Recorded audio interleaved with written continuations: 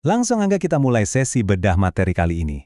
Hari ini kita bakal ngomongin sesuatu yang tiap hari kita pakai tapi mungkin jarang kita sadari betapa rentannya sistem ini. Kita bakal bongkar protokol dasar internet dan melihat kenyataan mengejutkan bahwa, jujur aja, seluruh sistem raksasa ini sebenarnya cuma ditopang sama semacam selotip digital. Coba bayangin fakta gila ini dari materi yang kita bahas. Generasi awal internet itu emang sengaja didesain tanpa enkripsi. Kenapa? Karena saat itu NSA nggak pengen internet jadi terlalu aman. Keputusan inilah yang pada akhirnya jadi cikal bakal dari semua kerentanan yang bakal kita telusuri hari ini. Nah, ini langsung ngebawa kita ke masalah utamanya. Internet itu pada dasarnya adalah jaringan terbuka.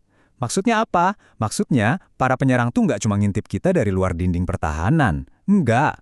Mereka itu ikut nongkrong dan berpartisipasi langsung di dalam jaringan yang sama bareng kita, tanpa ada satupun otoritas pusat yang ngecek identitas mereka.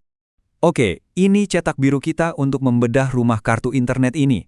Kita bakal ngebahas rahasia terbuka internet, lalu gimana gampangnya memalsukan identitas pakai TCP, masalah kepercayaan di DNS, cara membajak rute lewat BGP, dan terakhir, solusi perbaikan darurat yang ada.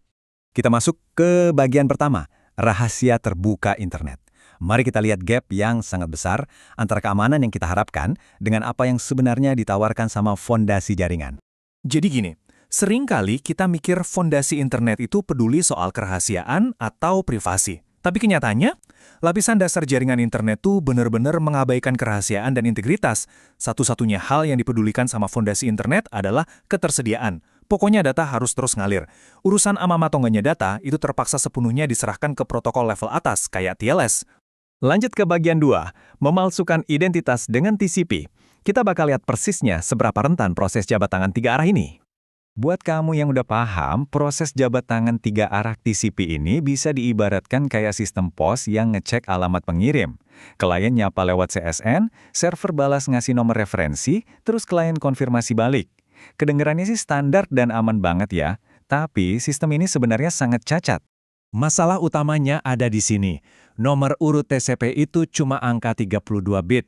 Berarti seorang penyerang cuma butuh nebak dari sekitar 4 miliar kemungkinan buat memalsukan sebuah koneksi. Buat kita manusia, 4 miliar tuh banyak. Tapi buat komputer modern, itu mah gampang banget. Cuma butuh waktu beberapa jam doang buat meretasnya. Gara-gara kelemahan desain ini, para aktor jahat punya banyak banget celah. Mereka bisa memalsukan koneksi dari awal, menyuntikkan data berbahaya ke koneksi yang lagi kebuka, yang bahkan butuh jauh lebih sedikit tebakan, atau yang lebih gila lagi, mereka bisa langsung mutusin jalur infrastruktur jaringan cuma dengan nembakin paket reset. Masuk ke bagian 3, masalah kepercayaan DNS. Kalau TCP yang punya jabat tangan aja gampang diakali, apa jadinya kalau protokolnya nggak punya jabat tangan sama sekali? Nggak seperti TCP, DNS itu berjalan di atas UDP. DNS ini sifatnya stateless, alias merespon secara buta. Kamu kirim query dan jawaban yang balik bakal langsung diterima gitu aja, tanpa ada proses verifikasi berlapis sama sekali. Sifatnya yang nerima respons buta ini bikin DNS luar biasa gampang buat dipalsukan atau di-spoof. Bayangin, kalau penyerang tahu kamu lagi nyari suatu website, mereka tinggal balapan aja ngirim respons palsu sebelum server yang asli sempat bales. Perangkat kamu bakal langsung percaya bulat-bulat. Faktanya, kelemahan ini persis banget sama cara portal Wi-Fi bandara nyegat koneksi kamu buat nampilin halaman login mereka.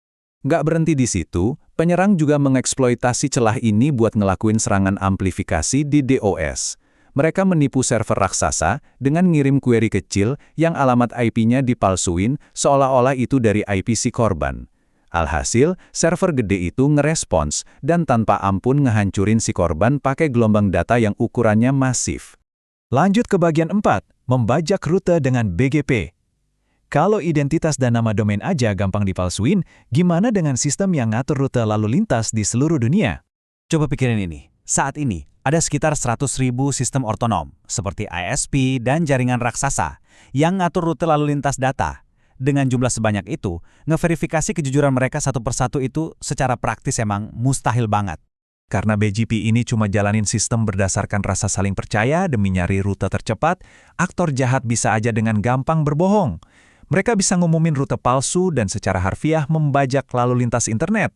Ini pernah kejadian beneran loh yang bikin lalu lintas dari sebuah situs kripto raksasa berhasil dibelokkan.